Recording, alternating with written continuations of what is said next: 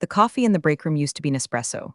We had the little metallic pods, color-coded by intensity, stacked in neat glass towers that caught the morning light filtering in from the ferocious Chicago skyline. It was a small thing, a $2 luxury that the old man, our founder, Mr. Henderson, insisted on. He used to say that if you're going to ask people to move millions of dollars before noon, the least you can do is caffeinate them with dignity. Now it was brown sludge in a generic glass carafe that smelled like burnt hazelnuts and despair. I stood there, watching the dark liquid drip slowly into my mug, realizing that the coffee was the perfect metaphor for what West Axis Consolidated had become in the last 6 months. Since Mr. Henderson retired to his vineyard in Napa, and the board brought in Jason, everything had shifted from substance to optics. Jason, he didn't want to be called Mr. Sterling. He insisted on Jason. He was 34, wore sneakers that cost more than my first car, and used words like disrupt, pivot, and lean agile as if they were punctuation marks. I'm Sharon. I've been here for 17 years. I started as a junior analyst when we were just a regional logistics firm, and I climbed, inch by bloody inch, to become the director of capital projects. I don't have an MBA from Wharton. I don't have a Twitter following. What I have is a memory like a steel trap and the personal cell phone numbers of every major commercial lender in the tri-state area. I built the financial bedrock of this company. I negotiated the revolving credit facilities that kept the lights on during the crash of '08. I structured the debt for the fleet expansion in 15. I am part of the drywall, but drywall isn't sexy. Drywall doesn't get venture capital excited. Sharon, earth to Sharon. I turned to see Rick leaning against the doorframe, flashing that grin that was all teeth and ambition. Rick was my VP. Technically, he was my boss, though I had spent the last 5 years teaching him how to read a balance sheet without hyperventilating. When Jason took over, Rick had latched onto him like a barnacle on a hull. He traded in his Brooks Brothers suits for slim-fit blazers and started drinking green juice during meetings. "Morning, Rick," I said, taking a sip of the terrible coffee. It tasted like battery acid. "What's the crisis?" "No crisis, just vibes," he said, finger-gunning me. I physically suppressed the urge to throw my mug at him. "Jason wants the Q3 projection deck scrubbed again. He thinks the risk assessment is too pessimistic, wants to show more blue sky potential for the board." "It's not pessimistic, Rick. It's math," I said, keeping my voice level. "We're leveraged at 4.5 times EBITDA. If interest rates tick up even a quarter point, that blue sky turns into a thunderstorm. We can't just delete liabilities to make the slide look pretty." Rick sighed, a dramatic exhalation that suggested dealing with reality was a burden he shouldn't have to bear. "See, that's the legacy thinking Jason is talking about. We're not a logistics company anymore, Sharon. We're a tech-enabled logistics platform. The multiples are different. Just massage it, please, for the team." "I don't massage numbers, Rick. I audit them." He stopped smiling. For a second, the mask slipped and I saw the annoyance underneath. "Just get it done by the all-hands meeting this afternoon. Jason wants everyone aligned." He pushed off the doorframe and walked away, tapping furiously on his phone. I watched him go, feeling a cold knot form in my stomach. It wasn't just the request to fudge the numbers. I was used to sales guys trying to inflate projections. It was the silence that was bothering me. For the last 3 weeks, the email traffic in my inbox had dropped by 40%. Meetings that used to require my signature were happening in breakout sessions that I wasn't invited to. The Strategic Planning Committee had been renamed the Growth Squad, and my calendar invite had mysteriously disappeared, replaced by a generic notification. I walked back to my office, one of the few actual offices left after Jason tore down the cubicles to create an open-concept collaboration zone that sounded like a cafeteria during a prison riot. I sat down and looked at my dual monitors. I pulled up the server logs. It was a habit of mine, a paranoia bred from years of handling sensitive escrow accounts. There it was. A folder created at 7 a.m. this morning on the shared drive. Confidential restructured draft V4. I tried to open it. Access denied. "You do not have permission to view this resource." I stared at the screen. I was the director of capital projects. There wasn't a single financial document in this company I shouldn't have access to. If they were restructuring and I was locked out, it meant one of two things. Either they were doing something illegal, or they were getting ready to fire me, or both. I sat back, the leather of my chair creaking. I looked at the photo on my desk. Me and Mr. Henderson shaking hands after the IPO. He looked so proud. I looked so young. Legacy thinking, Rick had said. I opened my drawer and pulled out a small red notebook. It was my backup brain.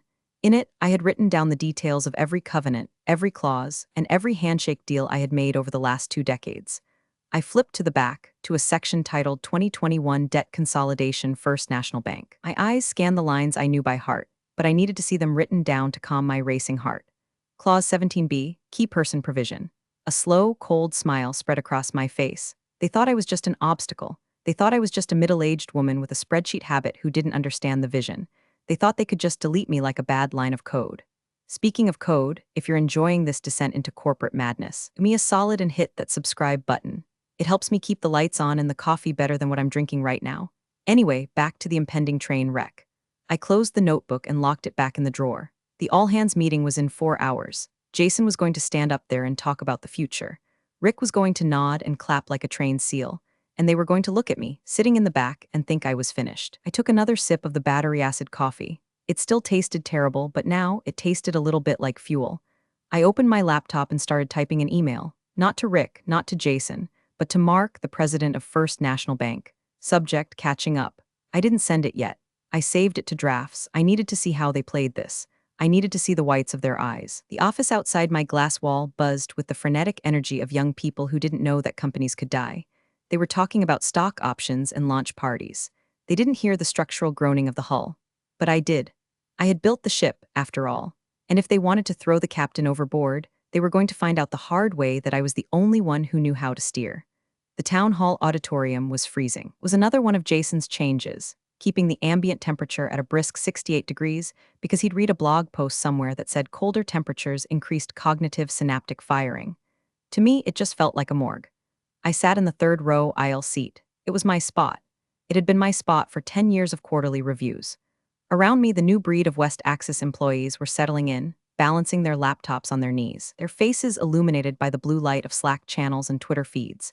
There was a nervous energy in the air, the kind of electric static that precedes a thunderstorm or a mass layoff. The lights dimmed, and the bass-heavy intro music started thumping. It was Radioactive by Imagine Dragons. Of course it was. Jason bounded onto the stage. He wasn't wearing a tie. He was wearing a t-shirt under a $2,000 blazer that said Disrupt in binary code. He grabbed the microphone with two hands, leaning into it like a stand-up comic about to roast the front row. "How are we feeling, West Axis?" he shouted, a smattering of woos and applause. It wasn't the thunderous ovation Mr. Henderson used to get, the kind that came from genuine respect. This was the applause of people who were afraid of losing their vesting schedule. "We are at an inflection point," Jason began, pacing the stage. "For decades, this company has been a giant, a slow, lumbering, sleeping giant. We moved boxes. We signed papers. We did things the safe way." He made air quotes around the word safe like it was a slur. I sat perfectly still, my hands folded in my lap. I knew where this was going. "But the world doesn't reward safe anymore," Jason continued, his voice dropping to a conspiratorial whisper. "The world rewards the bold, the agile. We need to shed the weight of the past. We need to trim the fat." On the giant screen behind him, a slide appeared. It showed a rocket ship taking off, shedding its booster stages. The boosters were labeled legacy systems, redundant processes, and I squinted to be sure, traditional management.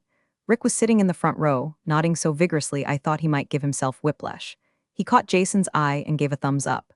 "I know change is hard," Jason said, walking to the edge of the stage. He stopped directly in front of me. He didn't look at the crowd anymore. He looked right at me. "Some of you have been here a long time. You've built comfortable little fiefdoms. You think you own your processes. You think the company can't survive without your rubber stamp." The room went quiet. The air grew heavy. Everyone knew who he was talking to. I was the Department of No. I was the one who killed the crypto payment initiative. I was the one who blocked the purchase of the luxury company jet because it violated our debt covenants. "But let me be clear," Jason said, a smirk playing on his lips. "Nobody is bigger than the vision. If you can't get on the rocket ship, you get left on the launch pad. Some of you need to remember your place. You are support staff. You are the plumbing. We are the architects." Rick let out a loud, sharp chuckle. It echoed in the silence. "Know your place," Jason repeated, softer this time but with more venom. I felt the blood rush to my ears, a hot, stinging wave. It wasn't the threat of firing that hurt. I had a golden parachute. I'd be fine. It was the dismissal, the plumbing. He was talking about the financial architecture that kept his paycheck from bouncing as if it were a clogged toilet he was too important to plunge.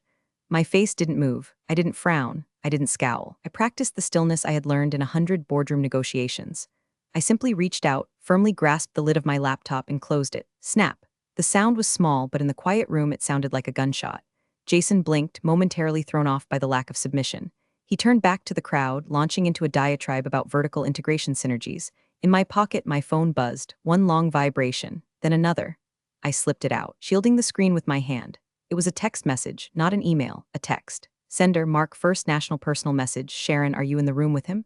My risk officer just flagged a drawdown request for $40M on the revolver. Signature looks creative. Call me now." My heart stopped, then restarted with a slow, heavy thud. $40 million, the entire liquidity buffer, and creative signature? That meant they had tried to bypass me, had tried to forge an approval or use an old authorization code. I looked up at the stage. Jason was gesturing wildly at a graph that went up and to the right, totally divorced from reality. He looked like a god. He felt like a winner. He had just publicly humiliated the only person in the room who could save him from federal prison or financial ruin. Know your place, I whispered to myself. I stood up. Jason stopped mid-sentence. Going somewhere, Sharon. We're just getting to the good part. Bathroom, I said clearly. My voice didn't shake, unless I need a permission slip for that too. A ripple of nervous laughter went through the room. Jason's jaw tightened. Don't take too long, you might miss the future. I wouldn't miss it for the world, I said. I walked up the aisle, my heels clicking rhythmically on the concrete floor. I didn't look back. I pushed through the heavy double doors into the hallway, the thumping bass of the presentation fading behind me. I looked at the phone again. Call me now. I walked to the floor-ceiling window overlooking the city. I took a deep breath, inhaling the scent of industrial cleaner and ozone. The anger was gone. It had been replaced by a cold, crystalline clarity. I swiped right and pressed the call button. Good morning, Mark, I said. My voice was calm, contrasting sharply with the chaotic thumping of the bass that still bled through the auditorium doors. Sharon, Mark's voice was clipped, tight. I could hear the background noise of a trading floor or a busy bank office on his end. Mark wasn't a branch manager. He was the president of commercial lending for the entire Midwest region. We didn't talk about the weather. I have a drawdown request here initiated by a Jason Sterling. It's timestamped 10:45 a.m. It's asking to max out the credit facility for a quote-unquote strategic acquisition in the APAC region. I stared at the city below. The cars looked like toys. I'm not aware of any acquisition in APAC, Mark, and I certainly didn't authorize a $40 million wire. I know you didn't, Mark said, because the authorization code used was from an old protocol. It's technically valid in the system, but it hasn't been used since Mr. Henderson left. It triggered a level 3 compliance flag on our end. He's trying to bypass the counter-signature, I said, the realization settling on me like a heavy coat. He thinks because he's CEO, he has unilateral access to the debt facilities. Does he? Mark asked. The question was a test. He knew the answer. He just wanted to know if I was still the person he thought I was. No, I said firmly. Reference the 2021 Restructure Agreement, Section 4, Paragraph 2, and the side letter regarding the key person provision. I heard the typing of keys on his end. Pulling it up now. Yes, here it is. Drawdowns exceeding $5 million require the dual authorization of the CEO and the Director of Capital Projects, specifically Sharon Miller. And here's the kicker. Failure to maintain Sharon Miller in a key oversight role constitutes a technical default. A technical default, I repeated, tasting the words. For those who don't speak banker, a technical default is the financial equivalent of a nuclear launch. It doesn't mean you ran out of money. It means you broke the rules of the loan. And when you break the rules, the bank doesn't just get mad. They get everything. They can freeze accounts, demand immediate repayment of the entire principal, in our case, $150 million, and essentially seize the company's assets. Tried to remove you from the signatory list this morning, Mark said, his voice dropping an octave. We got a fax from your legal department, a request to update the authorized officer list. Your name was crossed out, replaced with Rick, what's his name? The one who looks like a game show host? Rick Stevens, right, Stevens. We rejected it pending your confirmation. I closed my eyes. They had really tried to do it. While I was sitting in that meeting, listening to Jason insult me, they had tried to erase me from the company's financial DNA. Mark, I said, leaning my forehead against the cool glass of the window. I need you to do me a favor. Do not process that wire. Obviously, Mark snorted. I'm not sending $40 million to a guy who wears hoodies to board meetings unless you tell me it's okay. And the signatory change? It's in the trash.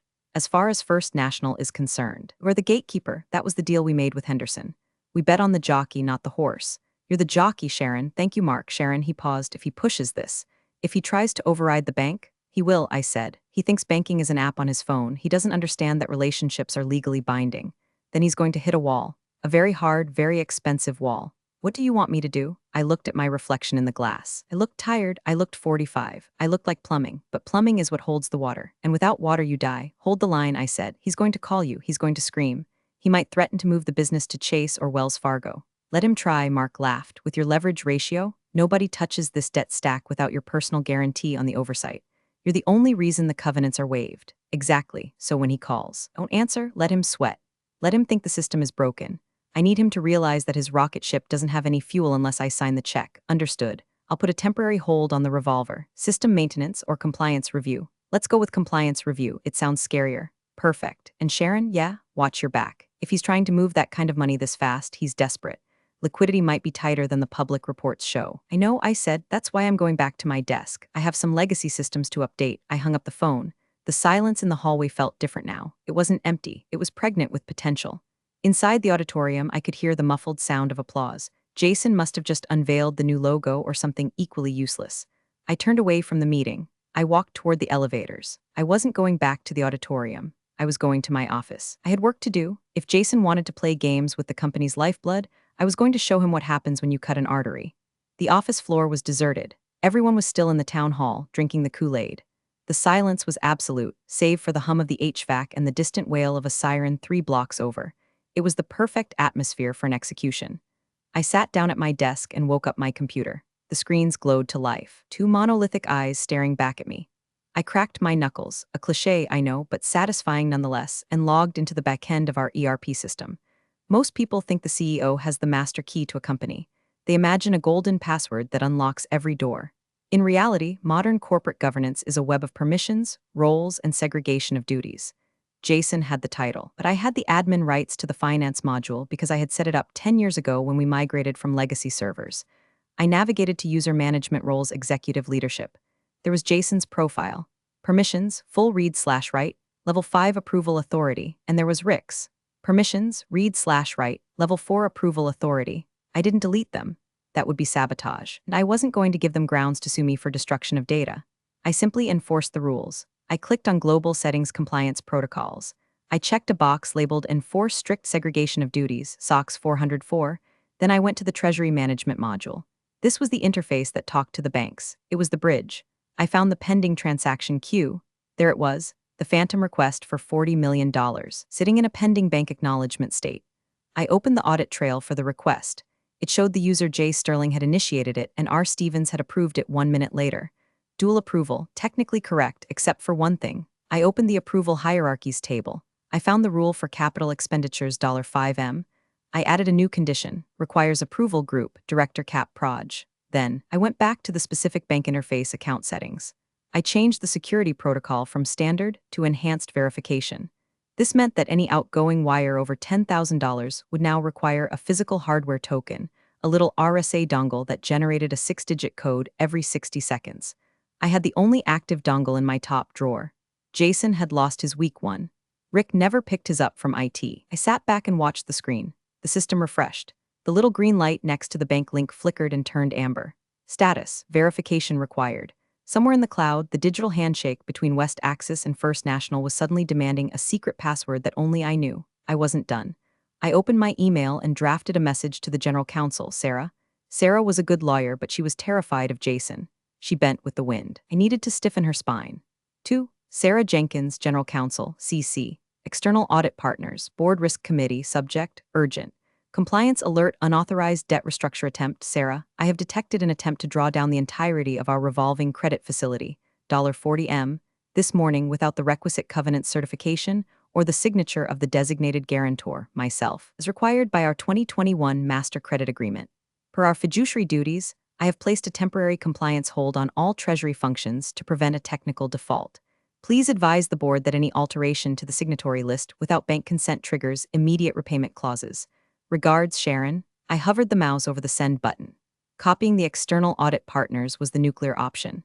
Once the auditors knew, couldn't be buried, it had to be investigated. It became a material event. I looked at the clock. 11:45 a.m. The town hall would be ending in 15 minutes. They would be walking out high on adrenaline, ready to spend that $40 million. I clicked send. The whoosh sound of the email leaving my outbox felt like the sound of a guillotine blade dropping. Almost immediately, my instant messenger popped up. It was Bob from IT. Bob IT, hey Sharon. Getting weird alerts from the Treasury server. Says token mismatch for the CEO's account. Did you change something? I typed back, just running a routine security patch, Bob. Tell him to restart his system if he complains. It usually takes 24 hours to propagate. Bob IT, lol okay, will do, THX. I leaned back in my chair. The trap was set. The water was cut off. Now, all I had to do was wait for the house to catch fire. 30 minutes later, the executive floor was buzzing again. The growth squad was gathering in the main boardroom, the one with the imported Italian marble table, and the view that cost $10,000 a month in rent. I wasn't invited, of course, but the boardroom had glass walls, and sound travels surprisingly well through the vents if you know which chair to sit in nearby.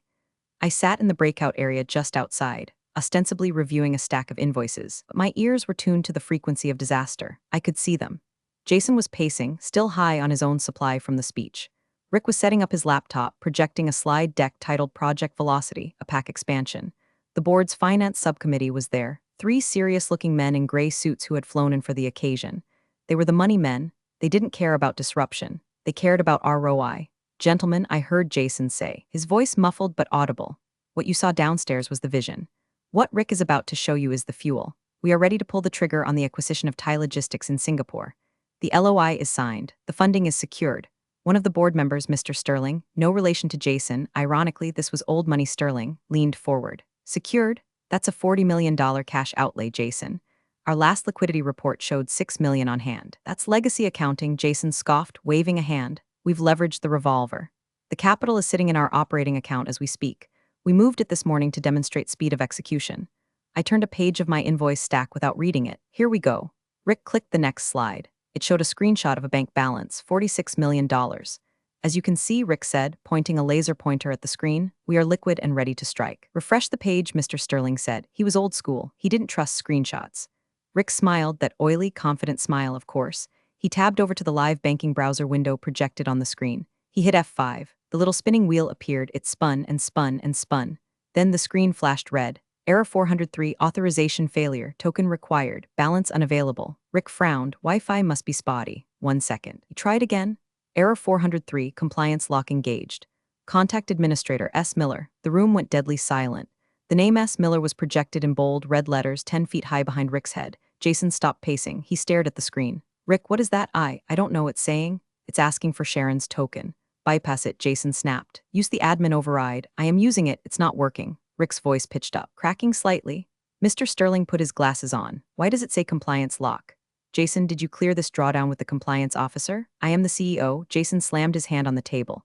I am compliance. That's not how banking covenants work, Mr. Sterling said coldly. He pulled out his phone. I'm calling the bank. I saw Jason's face drain of color. He lunged for his own phone. He dialed furiously. I knew exactly who he was calling. My desk phone rang. I let it ring. 1, 2, 3. In the boardroom, Jason was staring at his phone, then looking out through the glass walls. He spotted me. I was sitting calmly, a highlighter in my hand, marking a line on an invoice. I didn't look up. I let the phone ring until it went to voicemail. Then Jason's cell phone rang. He answered it, looking relieved. Mark, finally. Listen, your system is glitching. We're in a board meeting, and he stopped. He listened. I watched his posture collapse. It was subtle, but I saw it. The shoulders slumped. The chin dropped. Mark was giving him the speech, the technical default speech. Jason looked at the board members. He looked at Rick. Then slowly he turned his head and looked through the glass wall directly at me. I looked up. I locked eyes with him. I didn't smile. I didn't wave. I just stared blankly, like a piece of plumbing that had suddenly decided to stop flowing. Mr. Sterling stood up in the boardroom. Jason, if we don't have the liquidity, this presentation is fraud. We need to adjourn now. No, wait, it's a clerical error. Jason pleaded, following them as they started packing their briefcases. Sharon just needs to click a button. It's just a button. Then go get her to click it, Mr. Sterling said, buttoning his jacket, or we have a very different conversation.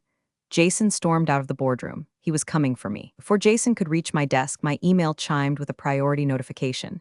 It was a personal address I recognized instantly, hhenderson@gmail.com. The subject line was just a winking emoji. I opened it quickly. Sharon, Mark at First National called me, said there was some excitement with the accounts today. He told me you handled it. Good girl. I'm starting a new venture next month. Boutique investment firm for sustainable infrastructure. Small team, good coffee. No growth squads, I need a CFO. Salary is double what you're making, and you get equity. Let them burn, Sharon, then come home. A lump formed in my throat. For 6 months I had felt obsolete, dinosaur, legacy. But the man who built this place knew exactly what I was worth. I wasn't just plumbing, I was the foundation. Sharon, Jason was standing at my desk. He was breathless, his hair was slightly mussed. Disruptor facade was cracking, revealing the panicked child underneath. What did you do? He hissed, leaning over my partition. What the hell did you do to the accounts? I slowly capped my highlighter. I didn't do anything, Jason. I just ensured we remained compliant with our contractual obligations. You locked me out. I have board members walking out the door. Fix it, unlock the funds. Now, I can't do that, I said calmly. Don't give me that, you have the token. Rick said you have the token? I do, I said. But per the credit agreement, which I'm sure you've read, I cannot authorize a drawdown of that magnitude without a certified board resolution approving the specific acquisition, an updated solvency opinion from an external auditor, and a written affirmation that the debt-to-equity ratio will remain below 3.0 post-transaction. I picked up a piece of paper. According to the slide Rick was showing, this acquisition pushes leverage to 5.2. If I sign that wire, I am committing bank fraud, and so are you. I don't care about the ratios, Jason shouted. People were staring now. The open plan office had gone silent. I am the CEO, I am giving you a direct order. And I am the director of capital projects acting as the fiduciary guarantor for the lender, I said, my voice rising just enough to carry across the room. My duty is to the solvency of the company, not your ego. I will not sign an illegal wire. Is that clear? Rick came running up, panting. Jason, Mr. Sterling is on the phone with the chairman. They're calling an emergency session. Jason looked at Rick, then back at me. His eyes were wild. You're fired, he spat. You are fired. Pack your shit and get out. Rick, call IT, revoke her access. You can fire me, I said, standing up. But that doesn't change the bank's signature card. In fact, if you fire me, Clause 17B triggers immediately. The loan becomes due in full within 24 hours. I smiled. It was the first time I had smiled all day. So go ahead, Jason, fire me, make my day. You'll be bankrupt by lunchtime tomorrow. Jason froze. He knew I wasn't bluffing. He looked at Rick for help. Rick looked at his shoes. She's right, Jason, the key person clause. We missed it in the review. You missed it, Jason whispered. You told me the legacy contracts were boilerplate. I thought they were. Rick squeaked. I picked up my purse. I'm going to take an early lunch, I said. I suggest you use the time to figure out how you're going to explain to the board why you tried to execute a hostile takeover of your own balance sheet. I walked past them. I didn't look back. I could feel their eyes on me. I could feel the eyes of the entire office on me. I walked to the elevator, pressed the button, and waited. The doors opened. I stepped in. As the doors closed, I saw Jason standing there, paralyzed, a captain who had just realized his ship was made of paper. I didn't actually go to lunch. I went to the coffee shop across the street, a real one with baristas who knew how to pull a shot, and sat by the window watching the West Axis building. My phone blew up. 7 missed calls from Sarah, general counsel. 3 from Rick. 0 from Jason. 1 email from the chairman of the board, explicit and terrifyingly brief. Subject: emergency session 2:00 p.m. to Jason Sterling, board of directors, CC, Sharon Miller, review of covenant status. Attendance mandatory. At 1:45 p.m., I walked back into the lobby. The security guard, Mike, who had been there as long as I had, gave me a nod. They're running around like headless chickens upstairs, Sharon. What did you do? Just cleared a clog in the plumbing, Mike, I said. When I reached the executive floor, the atmosphere had shifted from panic to funeral. The growth squad was nowhere to be seen. The assistants were whispering. I walked straight to the boardroom. The door was open. The entire board was there, some in person, some on giant screens via Zoom. Jason was sitting at the head of the table, looking like a schoolboy called to the principal's office. Rick was sitting in the corner, trying to make himself invisible. When I walked in, the conversation stopped. Miss Miller, the chairman said. He was a stern man who had built his fortune in steel. He didn't like tech bros. Thank you for joining us. Please take a seat. He gestured to the chair opposite Jason. I sat down. I placed my red notebook on the table. We have received a formal notice from First National Bank, the chairman said, holding up a piece of paper. It states that an irregular transaction was attempted today, and that as a result, the bank has placed a freeze on all credit lines pending a full audit of our governance controls. He looked at Jason. Jason tells us this is a misunderstanding, a glitch caused by your refusal to update a password. Jason glared at me. She hijacked the system. She's disgruntled because she wasn't included in the strategic planning. Is that true, Miss Miller? The chairman asked. I didn't answer immediately. I opened my notebook. I smoothed the page. Mr. Chairman, I said, this morning I detected an attempt to transfer $40 million, our entire operating cushion, to an offshore holding company for an acquisition that has not been vetted by legal or finance. The authorization code used was obsolete. The signature was digital, not physical, and the leverage impact would have breached our Series B covenants instantly. I slid a folder across the table. I had printed the logs before I left. Here is the audit trail, I said. It shows Jason initiating the wire and Rick approving it, a direct violation of the segregation of duties policy required by the Sarbanes-Oxley Act. The chairman picked up the folder. He flipped through it. The room was silent, so I continued. I didn't hijack the system. I stopped the CEO from committing a federal crime. Jason stood up. This is insubordination. I am trying to grow this company. You're just a glorified accountant. Sit down, Jason, Mr. Sterling, the board member snapped. Jason stayed standing for a second, then sank back into his chair. Miss Miller, the chairman said, looking at me with a new expression. Respect, fear? Maybe both, if we lift the freeze. Will the bank work with us? That depends, I said. On what? On who makes the call. The board asked for a 10-minute recess to confer privately. That meant they were calling the lawyers to see how much it would cost to fire Jason versus keeping him. We were left in the room. Me, Jason, and Rick. The silence was heavy, thick with the smell of sweat and expensive cologne. Jason spun his chair around to face me. His face was blotchy. The cool, detached visionary was gone. You enjoyed this, he whispered. You planned this. You waited until the exact moment to humiliate me. I didn't plan anything, Jason, I said, checking my watch. You tried to rob the bank. I just turned on the alarm. I was going to fix it, he hissed. Once the acquisition went through, the revenue would have covered the debt. We would have refinanced in Q4. It was a bridge. It wasn't a bridge, I said. It was a gamble. With other people's money. You don't get it, he shook his head, looking at me with genuine pity mixed with hatred. You're obsessed with the rules. You don't understand how the real world works. You have to break things to build things. I built this company, I said, my voice dropping to a low, hard tone. Mr. Henderson and I built it. We built it on trust. We built it on paying people back. You think breaking things is a strategy? Breaking things is just breaking things. Rick stood up. Jason, maybe we should. Shut up, Rick. Jason screamed. He threw a pen against the wall. It shattered. He turned back to me. I can still fix this. I can talk to the chairman, but I need you to back me up. Tell them it was a system error. Tell them we discussed it. If you do that, I'll double your salary. I'll give you stock. I looked at him. He was bargaining. It was pathetic. I don't want your stock, Jason. It's inflated paper. Then what do you want? He pleaded. You want my job. You want to be CFO? Take it. Just unlock the account. I don't want your job, I said. The door opened. The board members filed back in. They looked grim. The chairman sat down. He didn't look at Jason. He looked at me.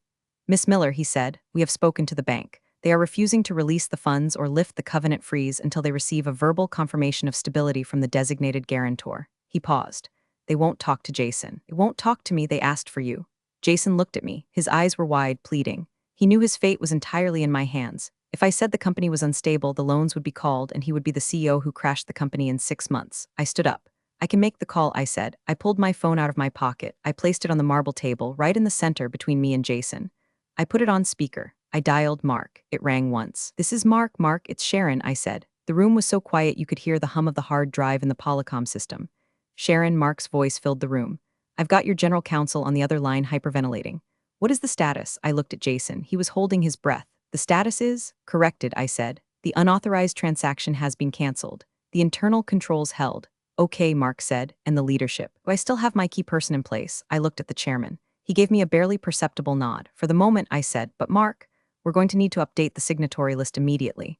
Jason let out a breath, thinking he was safe. Okay, Mark said. Who needs to be added? I looked Jason dead in the eye. Nobody needs to be added, I said, but someone needs to be removed. Jason's smile vanished. The bank president will be expecting a call from you. I said to Jason, my voice echoing the prompt's prophecy.